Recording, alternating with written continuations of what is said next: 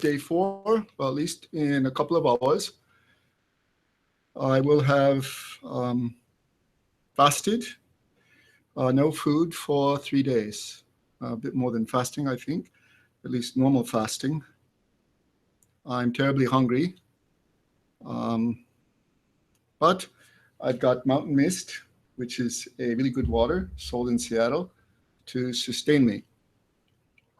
So things are still good, at least for now. I've been told before by physicians that 3 days without proper nutrition is okay, but after the 3rd day, your immune system begins to break down proper nutrition. So I'm a little frightened, and I've never done this before, so I don't know how long it will last. Things are okay.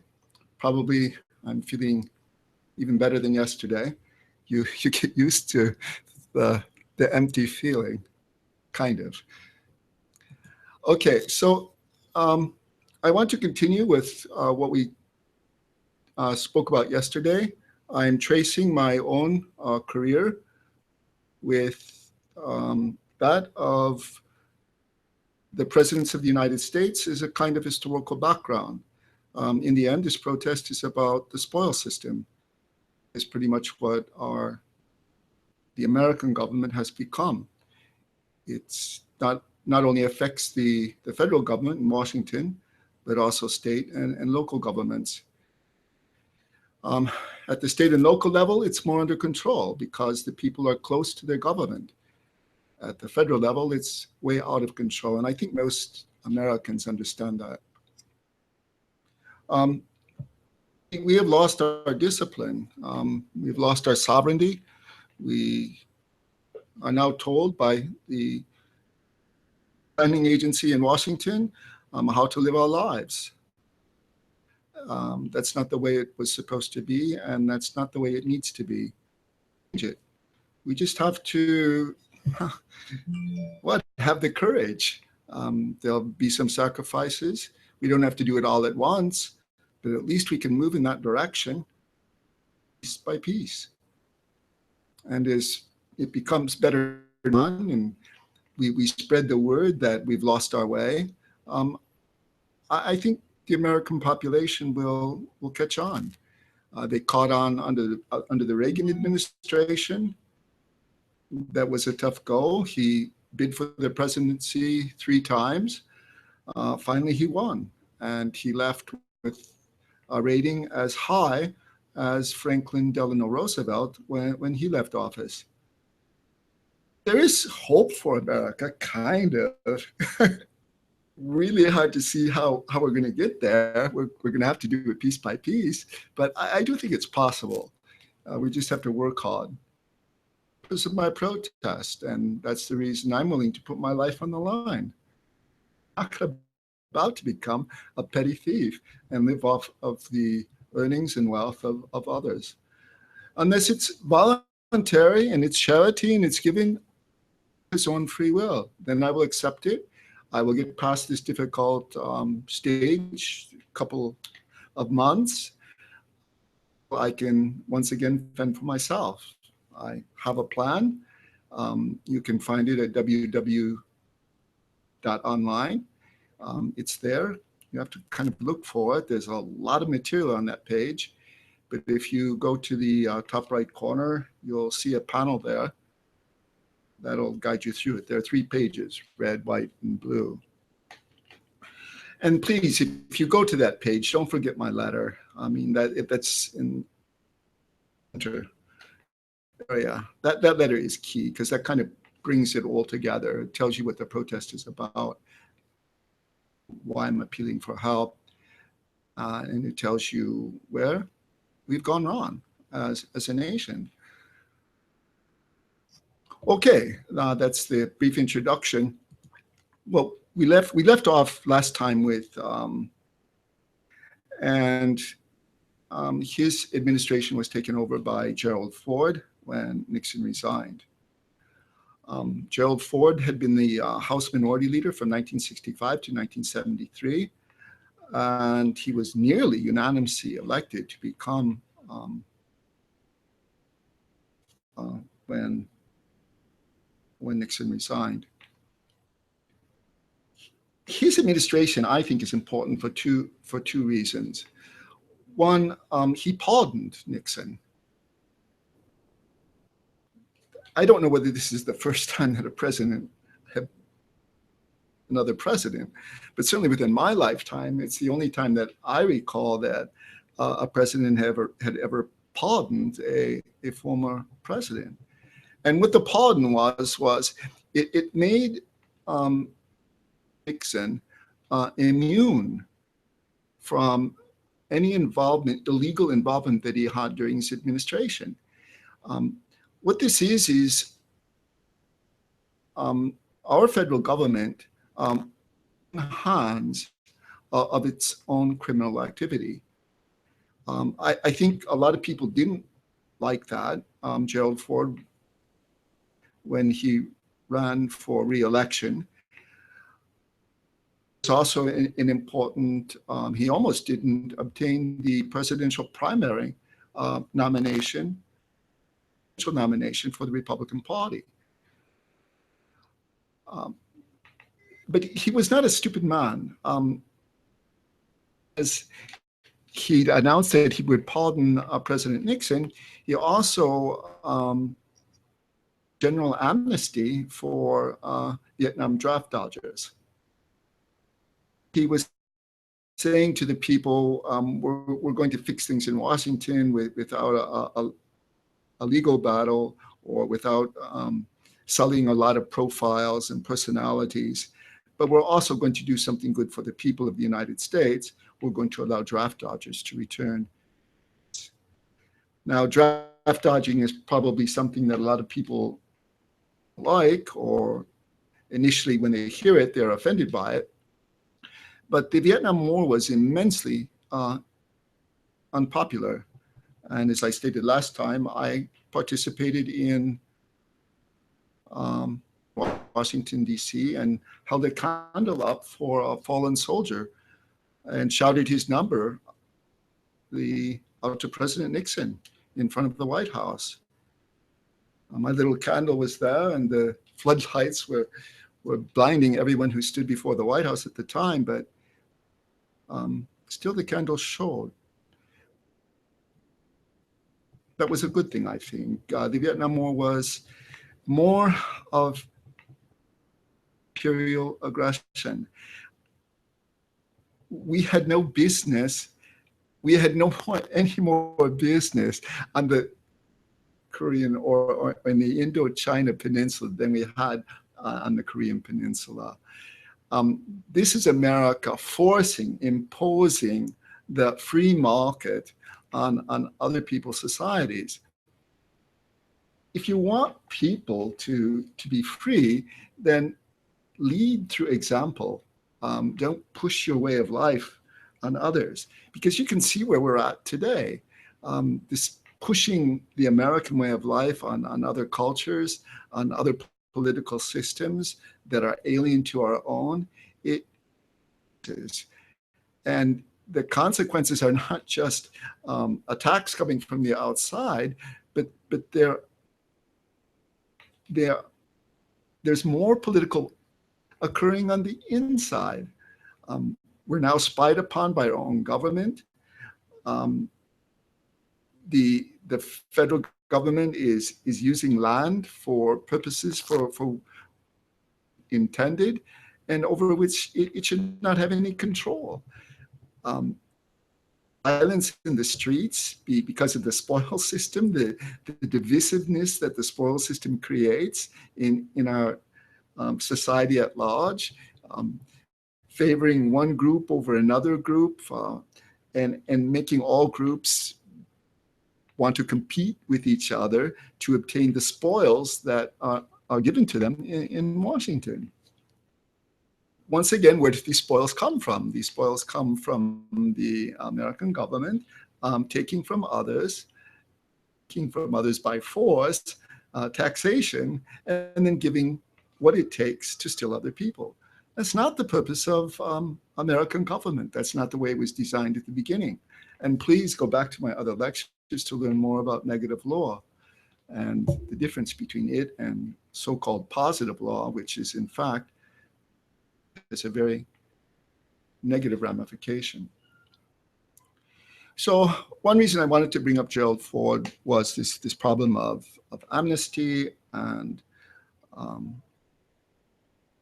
should I say, excusing the crimes or immunity from criminal punishment in Washington. Another reason the problem with Ford is the people that he introduced under his cabinet. First of all, Henry Kissinger, who was the Secretary of State under Richard Nixon, was left in his post.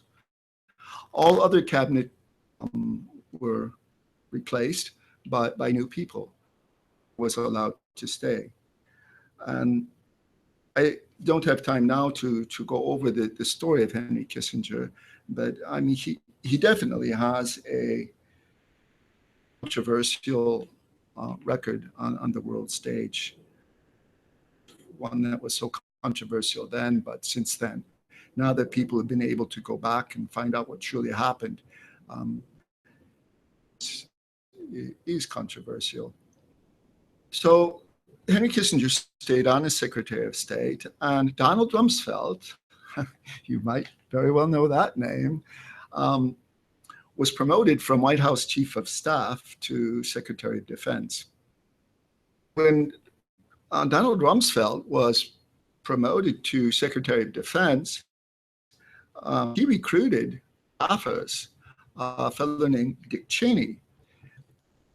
We all have heard of Dick Cheney as well. And Dick Cheney became Ford's Chief of Staff. These two people are the people that sat with President George Bush and plotted and planned the attack on the invasion of Iraq and everything else that followed. Ford that put these people in place. And what we've noticed is a gradual transition from the Cold War to a very intensive, our imperial drive, and it's uncalled for. It's not something that our forefathers had in mind, and there's certainly not we need to be doing now.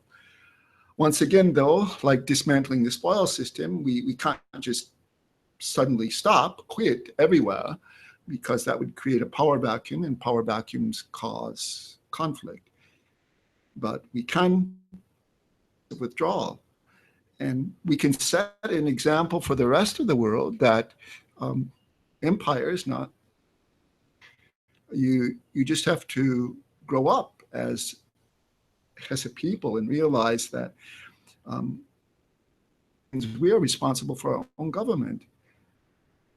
We don't take responsibility for it, then we allow empire to grow and we just play along with the way the world's been run for millennia. If America is going to be exceptional, then I think it's going to have to be exceptional in this way. It's going to have to dismantle its spoil system, and it's going to have to dismantle its empire as painlessly as possible. To the extent that this is possible now with the financial crisis, which is looming ahead, I don't know. It's a question that remains open in my own mind. But maybe we'll have some time to talk about that as we go on. There's one more thing, a third thing that I want to talk about before we leave Ford and move on, is that it was during his administration that King Faisal was assassinated by his own nephew. As I said earlier, when I was a youth, I smoked marijuana and I engaged in hallucinogenic drugs. I've been mescaline, pretty much the same thing, and LSD. And I know the impact that these drugs can have on mind. Certainly they important change in my life, bumped me from my career, my out high school and early into college, um, a lasting impact on me after that, because they opened my mind to things that I'd never seen before, things that I'd never questioned before. I was 18, 19 years of age. I had formed some pretty important habits. I was ambitious, and that ambition was based upon those habits. And taking the hallucinogenic drugs interrupted those habits. And so and I don't regret it. But I'm not encouraging it either. Um, did, and I think I learned a lot from it of survival, and it's caused me a lot of pain. But kind of like what I'm doing now, being hungry is causing me a lot of pain. We grow from pain. We learn from pain. Pain is important. So King Faisal, why was he assassinated, and especially by his own nephew? His nephew resided in the state of California for something like a decade. From what I've read, he was far more involved in the drug scene, at least the hallucinogenic drug part of it, than I was. So his mind extremely exposed to a lot of different ideas. When he returned to Saudi Arabia, he did not go directly home. He stopped off, I believe, in Lebanon. You'll have to check it out on the internet. His involvement with the CIA, we know so very little about, and never learned about until 40 years after it's done its damage. And then he went to home and killed the king of his own nation. By bringing this up, the reason I'm bringing up is King Faisal was a defender of Palestinians in Palestine. He saw Israel, how it was created, the damage that it had done to the former residents, or the former residents and current residents of Arab residents. He saw that 600,000 Palestinian residents, I don't want to even call them Palestinians at this time, because there wasn't a nation of Palestine at a British territory. And there are a lot of different tribes, and they closely related to one another, except for by culture and language. And they were pushed out of Israel into the surrounding Arab lands. And this caused a lot of problem for a lot of leaders. And King Faisal, who had U.S. government and U.S. corporations to develop the Saudi oil industry, like I'm standing my ground today and said, look, support Israel. No good. It's causing a lot of damage. And my understanding is that Richard did with this, and that he was very supportive of King Faisal. But as soon as he resigned from office, his Secretary of State, Henry Kissinger, much in favor of Israel, seems to have made short work of King Faisal through his nephew. Impression of, based upon what I've found in various resources on the internet. Once again, this is America to the world how it should behave. This is America imposing its sense of right and wrong on other cultures, on other political systems. That's not what freedom is about. Okay. You're off track. Try to wake up. Try to get back on track.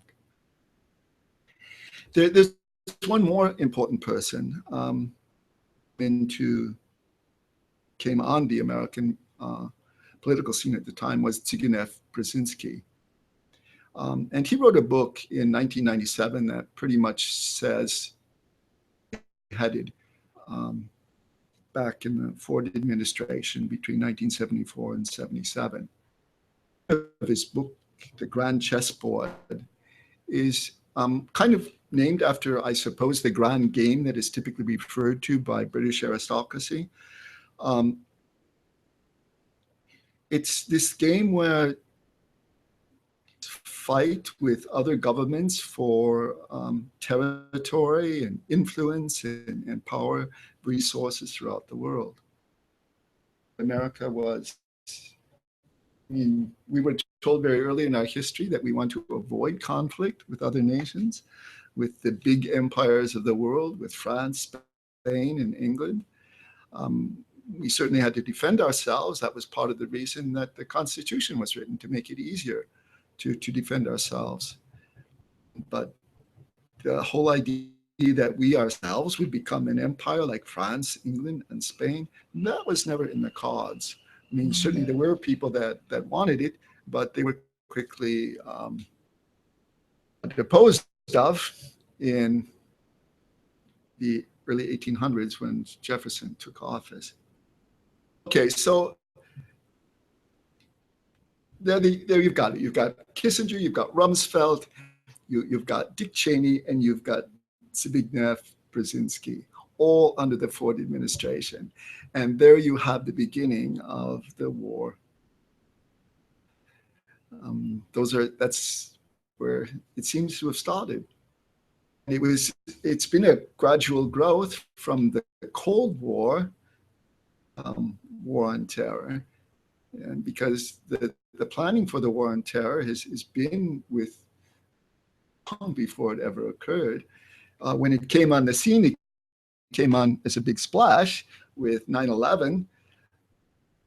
Right after that, the invasion of Afghanistan, and then the invasion of Iraq, and the reasoning of Libya, the in Syria, and so many other places.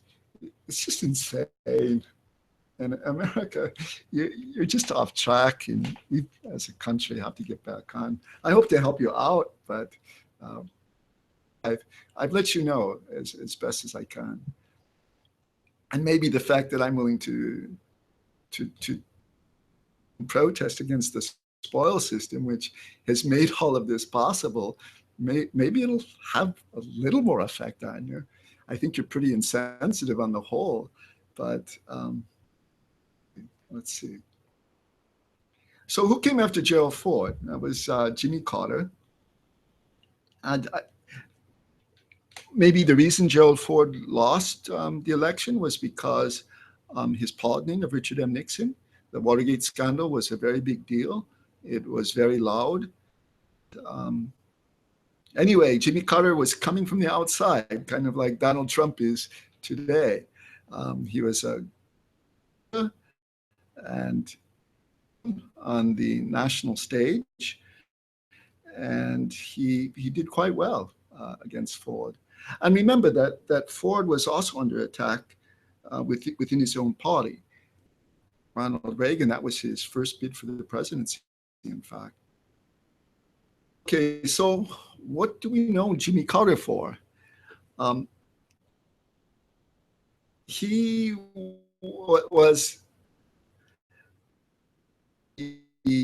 turned Zbigniew Brzezinski into his national security advisor. I think that's really important. Then we know him for, I think it's the Iran hostage crisis.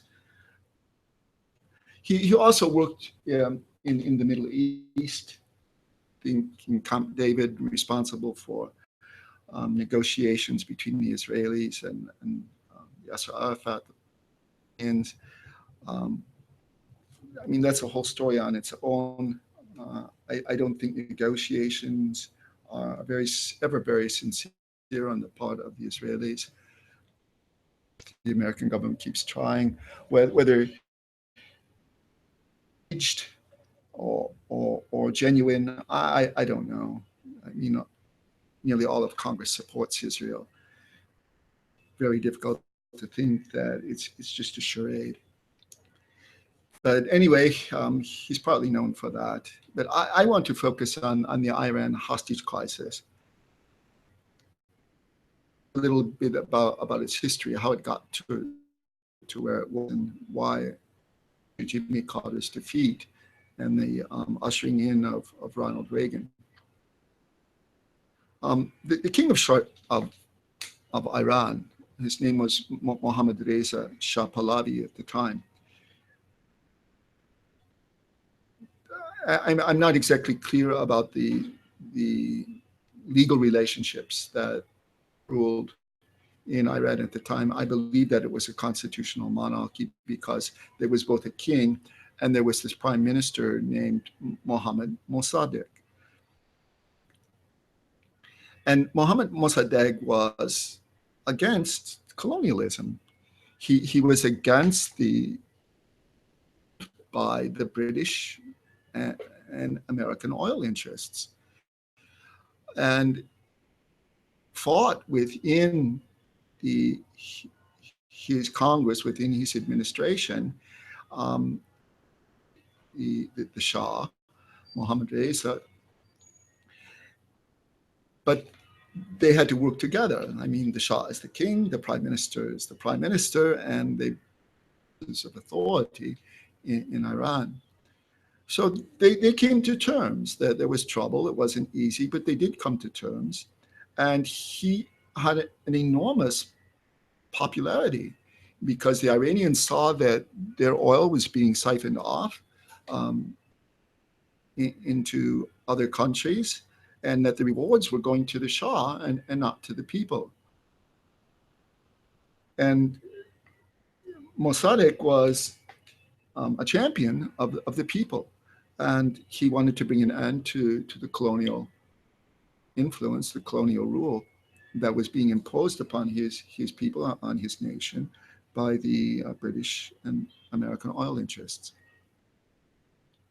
So in 1953, or maybe 53, I think, the United States government, the CIA, launched a coup. The first attempt failed, so they launched another coup. And this coup was called Operation TP Ajax. Now, if you think about the name of the operation, TP, that is very reminiscent of the Plains Indians. They lived in teepees. And the idea of Ajax, it's a cleansing agent. I used to use it, certainly when I lived with my parents, to clean bathrooms and sinks. It's a cleansing powder. So, operational name, it's a throwback on 19th century imperialism or expansionism across the Great Plains. So what do? They Mossadegh, he was replaced with somebody else, and the Shah became basically the puppet of the American government. And this caused a lot of trouble, especially among Muslims who resented the Western influence, the Western colonial influence. And eventually, a very important religious cleric named Ayatollah Ruhollah Khomeini, and he politicized the drive to get to abandon his post as king of Iran. In 1979, he was finally deposed, and he fled to Egypt. Now, he didn't come to the United States. He didn't go to Great Britain. He went to Egypt. He was not popular. He was not well liked by his people. And if he were to have been invited to the United States or to be invited into England, that would have made it very difficult for American and British oil interests in Iran to continue as they were. So he fled to Egypt, and then he became very ill. And Jimmy Carter was a humanitarian. And I think he probably has always been that. Certainly his career after his presidency shows that he was very much, he invited the Shah to come to the United States for a cancer operation. And just after he arrived in the United States for this operation, some of the Muslim students that were opposed to America's colonial presence in the Middle East and elsewhere in the world, invaded, captured, pushed their way in to the US Embassy and held hostages for more than a year. And this was a big embarrassment for the Carter administration. And the American government wanted to free the hostages. They hatched a plan called Operation Eagle Claw, and this plan failed. 8 American servicemen were killed. The hostages still had not been freed. And Jimmy Carter lost the election. He was not elected for a second term, and Ronald Reagan came on the scene. This was his third bid.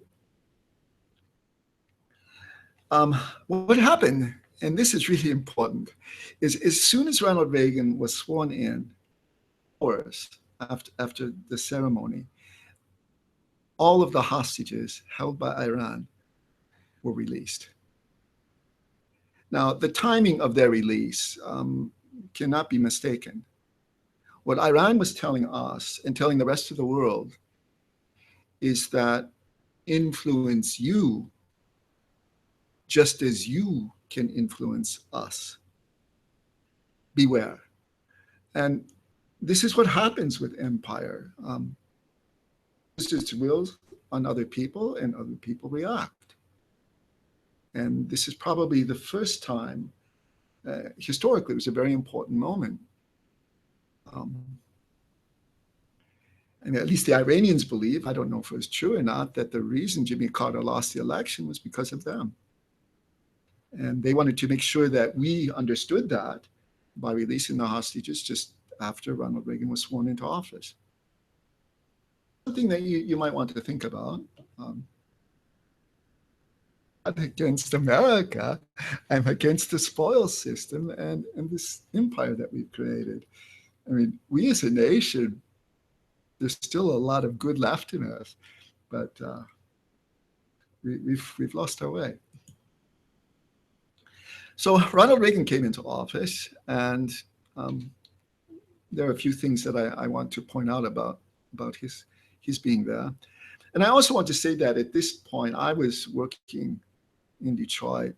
I was going to school, graduate school, need a graduate degree that I was not able to complete at Michigan State University because I had spent too much time in Europe learning the languages that I was supposed to be studying at Michigan State.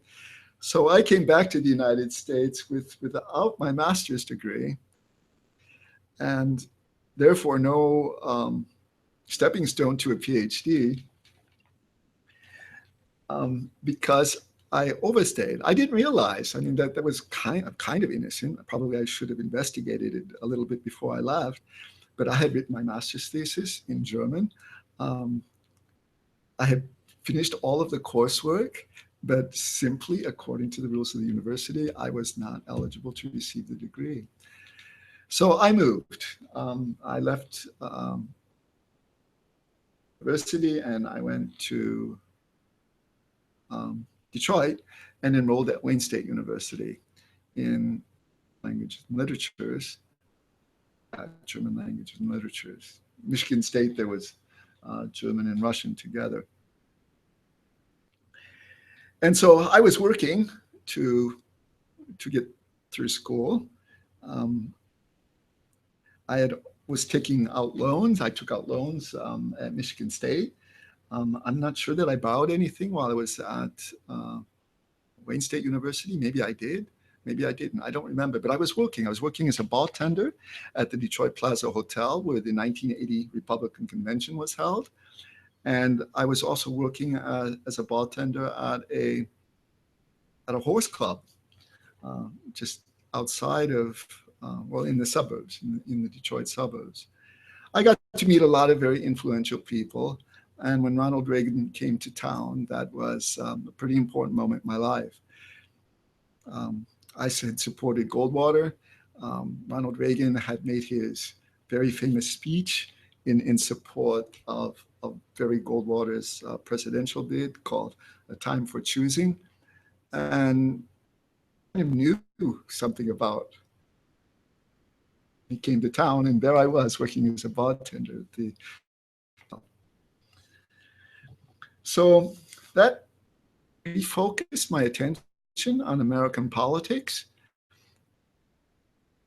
I decided that maybe studying German language and literature, there were some weird events that happened in the department that I don't want to go into here, but it just turned me away from getting a PhD, becoming an academician, spending the rest of my life reading, not so much reading or writing, well, reading literature, of course, but not writing, not being creative, just being critical of what other people had written.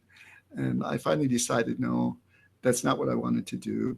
And it had come to Detroit, and I switched to economics. Now, that may seem like a big switch to you, but for me, it was a very small switch. I did a lot of thinking about it before I did it, but I had studied anthropology, I had studied engineering, civil engineering. I now of the French and well, of both the French and the German languages. So what I put all of that together, I found my technical mathematical skills from engineering, my interest in society and how it's put together, and German, English, and French at the time. I've got an opportunity to work in markets. It was a good decision at the time. Looking back, it was regret what I did, but I've learned quite a bit about economics since, and I realized today that what is being taught in American institutions and many other institutions around the world is, at least when it comes to macroeconomy, it's just a bunch of nonsense. I've only recently learned about the nonsense in the last 3 years, but I've since written. I've had one published, and there's one maybe in the process of becoming published about how we went astray in macroeconomics. And still, it's part of the spoil system. It all goes back to the idea that we have lost our sovereignty as a people. We are now controlled by our government.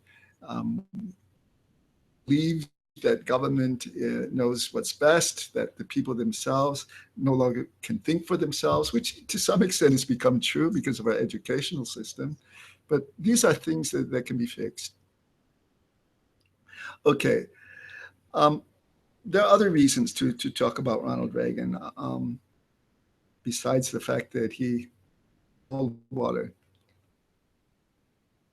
nearly 2 decades before. He introduced this thing called Reaganomics, and it was probably the first challenge to Keynesian economics since the Keynesian approach was introduced way back in the 1930s during the reign of Franklin Delano Roosevelt. Important failing in his supply side approach is he continued to control the money supply.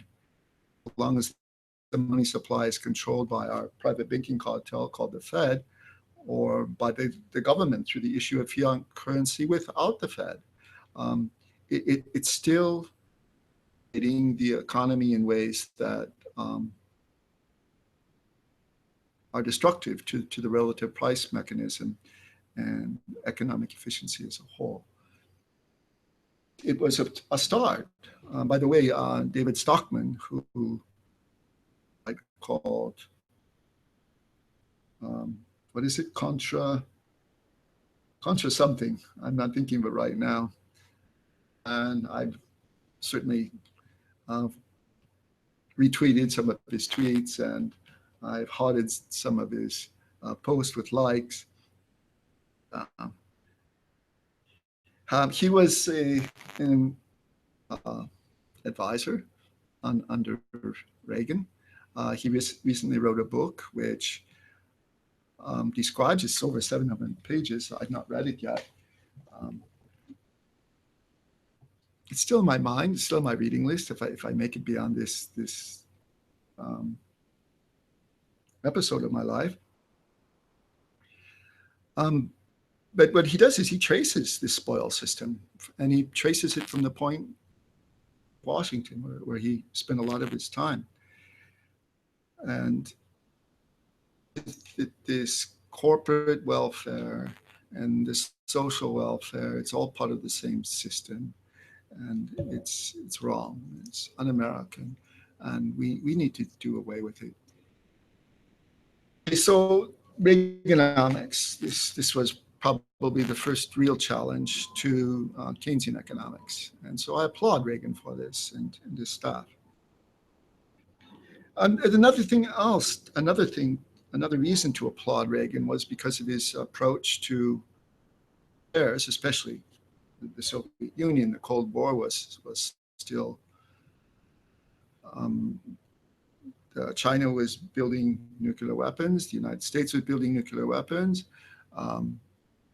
The stockpiles were just getting bigger and bigger, preparing for own execution, suicide, if you will, of humanity. The idea of peace through strength. In other words, what he was going to do is he was going to prove that the United States was more powerful than the Soviet Union. The Union at this time was bogged down in Central Asia. There was an extreme drain on its economy. Just involvement in the Middle East, Central Asia, and North Africa is an extreme drain on our economy. $dollars in debt. The average, you and me, the average American, we owe $1,000 personally. Now, our politicians will go through all sorts of gymnastics to show that why this really isn't important, but it's our government borrowing from us. And we have to pay it back. And how it's paid back, it will be paid back by our children. It'll be paid back by their grandchildren. A lot of Americans again, today they don't even care about children. I mean, where I live, you see far many more dogs than you see children. I mean, times you see a dog than a child. But for those that do care about the future and that have understood that the American heritage, at least in the early stages, is worth preserving. It's what one time made us exceptional on the world stage, is something more than just a military might and financial power. If any of you out there feel that might be worthwhile holding on to, then harder, let's work a little harder, and let's get our act together. But anyway, Ronald Reagan had this idea of peace through strength, is building in the Soviet Union that we could build missiles faster, and that if the Soviet Union continued to stand up against us, that we would beat them economically, technologically, that we were stronger than they were. That's what he did. He allowed the defense system, offense system to go larger. But he also did something else, and this is really important, is that while he was building America's military system, he was also negotiating with the Soviet General Secretary, Mikhail. And so on the one hand, he was using words, negotiating for reason. Um, I guess it was in Branden, at the Brandenburg Gate, where he asked Gorbachev to tear down the Berlin Wall. Things that came out of those discussions. So here's this idea of peace through strength, is you show strength, but you also negotiate. Kind of like right and might go together. Presidential seal, the eagle, arrows in one hand and reeds, I guess, in the other. I don't remember exactly which, but one is the hand of strength, the other one is the hand of peace. Might, the other is the hand of right. And today, we don't have much of a sense of right, or right and wrong. Kind of passively, is it right to eat a pizza today? Is it right to buy a Coke and not a Pepsi? I mean, this is our sense of right and wrong today. Lost it. Can we get it back? I don't know. And then there was the Iran-Contra affair. And there's, in addition to this, that I want to talk about before I end today. And the Iran-Contra affair, and why do I want to talk about the Iran-Contra affair, is because it's another step leading up to the official declaration of war. As Donald Trump would say, Islamic terrorists, Islamic fundamentalists. Fundamentalists in the United States, why can't the Arab world have fundamentalists in the Arab world? I mean, so long as they're not attacking us, choice. That's their culture. That's their land. They should have a nation, just like any other people. China or the Soviet Union or Russia today. In our country, what we're doing in the Middle East, Central Asia, and North Africa. Not cool. Iran-Contra affair, it began in 1985. And what happened was the Iranians were fighting against the Iraqis. Iranians made a secret request to the United States government to purchase weapons from the United States to help them in their fight against. And at the same time, hostages held in Lebanon were taken over by, I think, Iranian students. Remember, but they were not officially. I don't think their act was officially supported by the Iranian government, and I don't think so. But anyway, the Iranians were asking the United States government for weapons, so things could not have been all that bad. The problem with the Iran hostage crisis seemed to be over, and it was an opportunity for the United States to make an overture and sell them weapons. But how was this to be done was problematic. First of all, Reagan did not want to appear that he was giving in to demands, terrorists. But at the same time, there was the opportunity to trade weapons and the release of the hostages. Half of this money, actually, it was done. The hostages were free, but the new hostages were taken. Iran got its weapons. The United States got its money. I mean, it's a pittance compared to the national budget. But for Iran, probably those weapons were very important. So maybe half of the money was unaccounted for. And where it was going to fund the Contras in Nicaragua against the Sandinistas, who were socialists. And we're at the height of the Cold War, and anything that could be thought of as socialism. I mean, we're also socialist. We began our socialism under the Progressive era. There were more socialists in Europe, which were probably more stronger. Probably they were more socialist than we were, such as France and Italy, Spain. But anyway, Reagan was this devout conservative. He believed in free markets. And he compared the fight of the Contras in Nicaragua with the American freedom fighters of our first war of secession, or War of Independence, from the British Crown. So that's where the money was going. And this is the reason it was called the Iran-Contra affair. Sell arms to Iran in Lebanon, and take the money from the sale of those arms and give it to the Contras, so that probably we could sell them more arms. I don't know how the money was spent. But this was discovered.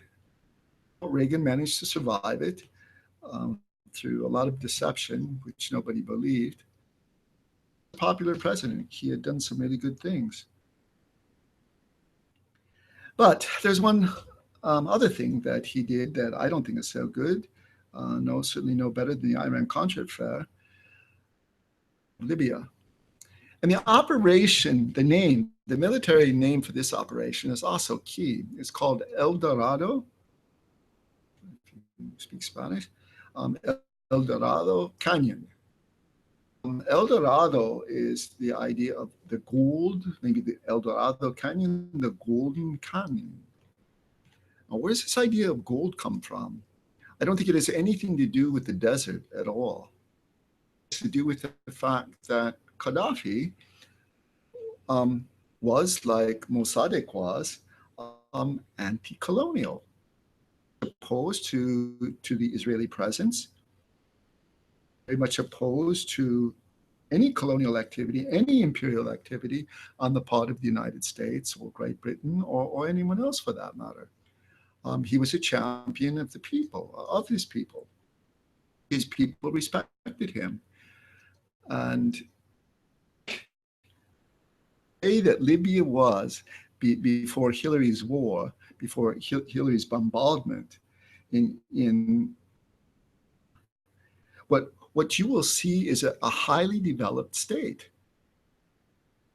When I say highly developed state, I'm not praising the notion of state, but what I am praising is the good things that Gaddafi had done for his people. I've lived in Saudi Arabia for 4 years, and when I see the pictures, I've never been to Libya, but when I see the pictures that were before of Libya under Hillary Clinton, what I see is something very similar. So I think I've got a pretty good up was what Libya was like before we decided to bomb it with the help of the French.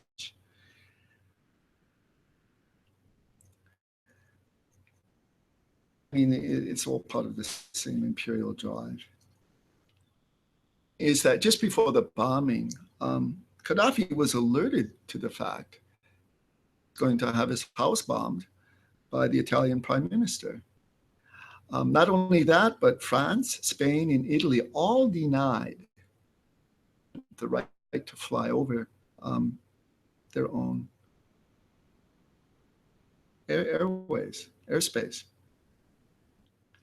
You see, Europe was not so much in favor of Ronald Reagan because Europe, and I lived in Germany just prior to that, and I was still in correspondence with my German friends when Ronald Reagan was elected, and all I got was negative feedback. America was seen as an imperial aggressor. The war had lasted for so long. despite the negotiations with Gorbachev, which were probably not very visible to the general public, the buildup in armaments was visible, and there was a lot of talk about it. There was Germany on the front line, and these weren't just ballistic missiles. These were now tactical on German territory, and that made Germany the first victim of a war between the U.S. and the United States. The German government is a different thing, just like the Japanese government is a different thing. They were their people. The idea that the people are sovereign and that the government answers to them has been lost, and it has been lost for a long time, say 1861. So what happened? Why did Reagan bomb? Well, the excuse was that there was a disco in Berlin, and an American citizen. And it was determined that Gaddafi had at least, I don't know if it was Gaddafi, but certainly people in the Libyan government were responsible, that the bombing of the disco was actually, it had as its center of control, operational control, the Libyan embassy. And that was used as an excuse by the United States government to bomb the home and many other parts of the home of Gaddafi. But why is Gaddafi so important? And let's go back to this El Dorado Canyon thing. It's not sand. What it is it's gold. What is gold? Gold is real money. It's not fiat currency produced by a central government. It's not the kind of reserve fractional banking that is produced the Federal Reserve System and most banks in the United States. Probably there are very few banks, if any, that don't engage in some form of fractional reserve banking. Basically creates counterfeit money. It increases the amount of purchasing power, but it does not increase the amount of real goods and services to be purchased, and therefore it has an inflationary effect.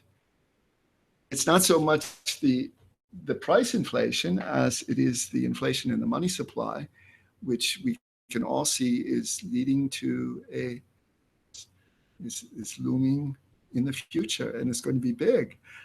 And what is Donald Trump going to do? I mean, nobody talks about it. I've not even heard Gary Johnson speak about it. But what is going to happen when we have another 2008? Are they going to do the right thing? Are they going to let the market clean itself, return to sound money?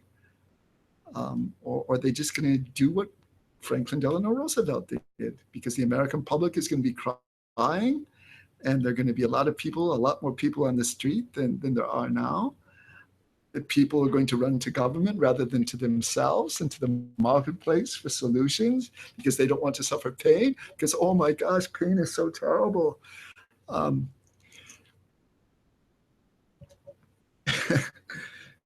America, if you don't act now, if you don't prepare yourself for what's looming in the future, then it's going to be most unfortunate, I'm afraid.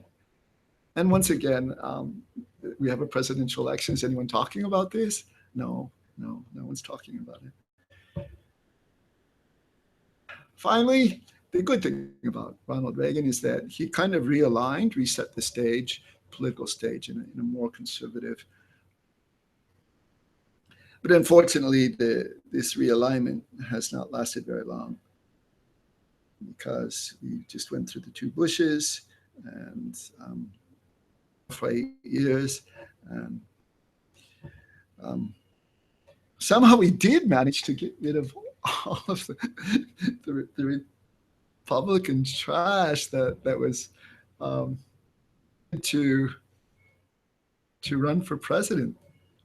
Um, I don't know if Donald Trump is the solution, but seeing Gary Johnson stage as a third-party candidate would certainly be a healthy thing for America. For him, um, I would much rather have Trump in office than Hillary Clinton. No reason he would make a better emperor, and he might buy us some time to of freedom and the sovereignty of the people. Give us just he might be able to just buy us a little more time. Gary Johnson could win it. I mean, he could upset the apple cart and about his issues, what he wants to do, would be very pleasing, I think, to a lot of people on both sides of the American spectrum. America right now suffers from what, bipolarism?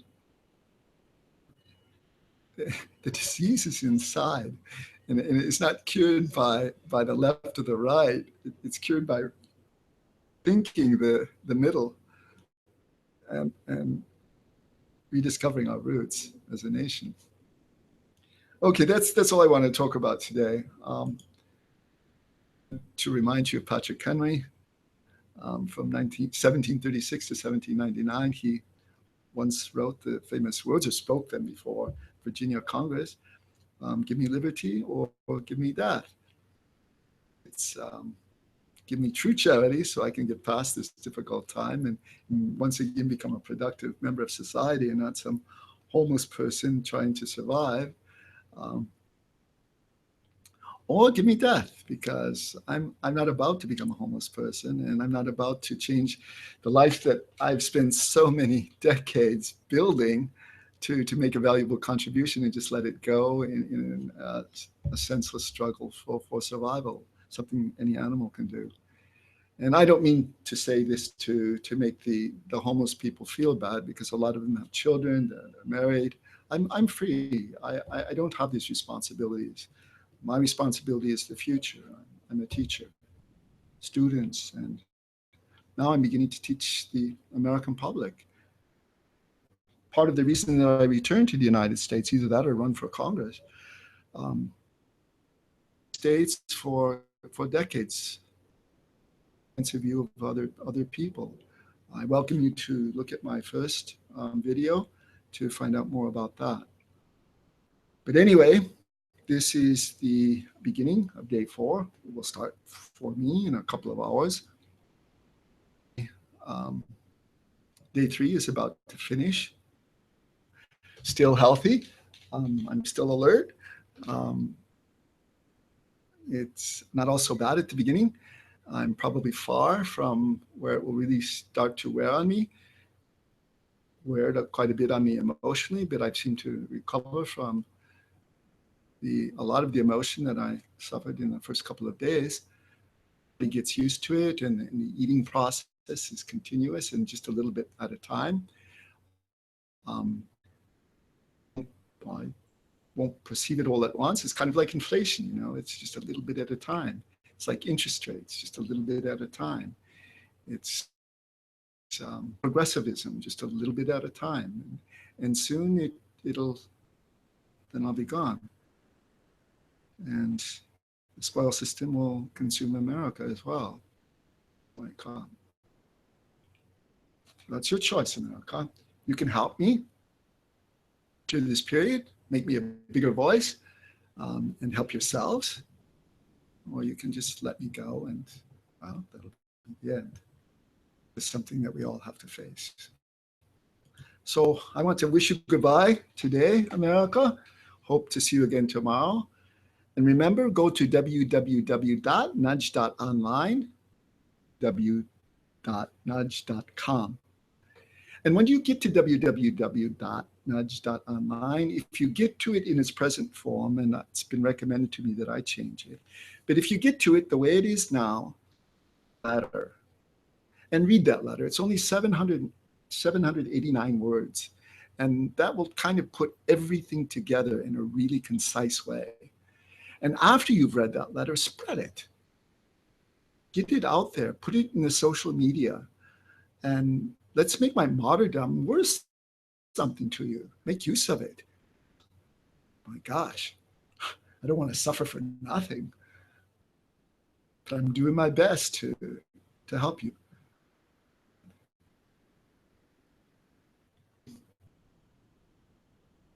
And I think tomorrow is the beginning of a new work week. Hang in there. I'll be hanging in there with you. Bye-bye.